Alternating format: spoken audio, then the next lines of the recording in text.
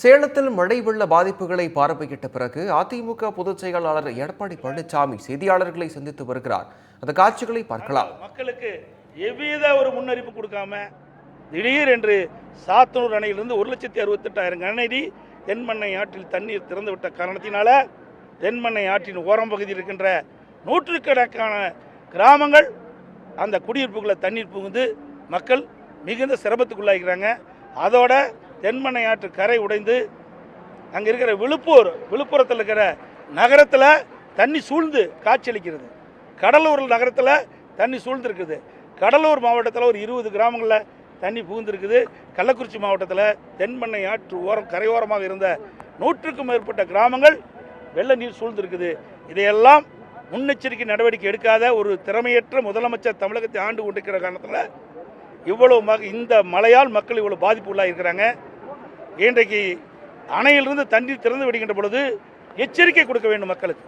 அப்போதான் மக்கள் பாதுகாப்பான இடத்திற்கு அவர் செல்ல முடியும். அவர் உடைமைகள்லாம் பாதுகாப்பாக எடுத்து செல்ல முடியும். அவை எந்தவித பாதுகாப்பும் இல்லாமல் எந்த ஒரு முன்னறிப்பும் இல்லாமல் திடீரென்று சாத்தனூர் அணையிலிருந்து 1,68,000 கனஅடி நேற்றைக்கு முன்தினம் இரவு 2 மணி அளவிலே தண்ணீர் திறந்து விட்ட காரணத்தினால அந்த தென்மண்ணை ஆற்றின் கரையோர பகுதியில் இருக்கிற மக்கள், விழுப்புரம் நகர மக்கள், கடலூர் நகர மக்கள் கடுமையாக இந்த வெள்ளத்தால் பாதிக்கப்பட்டிருக்கிறாங்க. இது கடும் கண்டனத்துக்குரியது. இந்த அரசுடைய அலட்சியத்தால் இன்றைக்கு இந்த தென்மண்ணை ஆற்று கரையோர இருக்கின்ற மக்கள்லாம் கடுமையாக பாதிக்கப்பட்டிருக்கிறாங்க.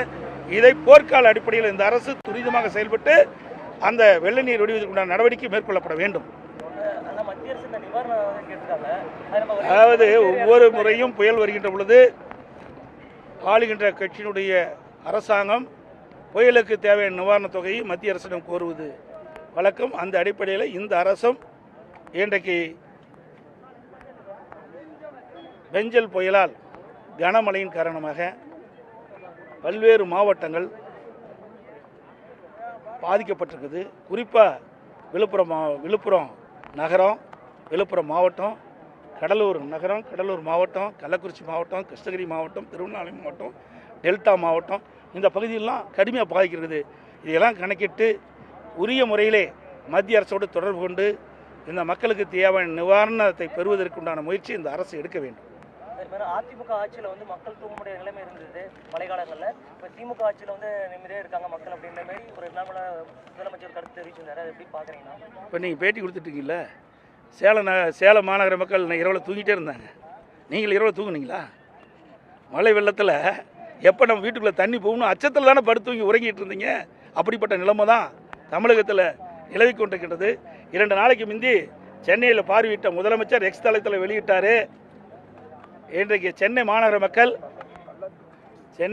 மக்கள் கனமழையால் வெள்ளத்தால் தூக்கத்தை தொலைந்த ஆட்சி அதிமுக ஆட்சின்னு சொன்னார். அதையே திருப்பி நாங்கள் கேட்குறோம். இந்த விடியா திமுக முதலமைச்சர், திறமையற்ற முதலமைச்சர் முன்னெச்சரிக்கை நடவடிக்கை எடுக்காத காரணத்தினால விழுப்புரம், கடலூர் மற்றும் பல்வேறு மாவட்டங்களில் இருக்கின்ற மக்கள் இந்த வெள்ள நீரால் இரவு முழுவதும் தூங்காமல் தூக்கத்தை தொலைத்த அரசு திமுக அரசு.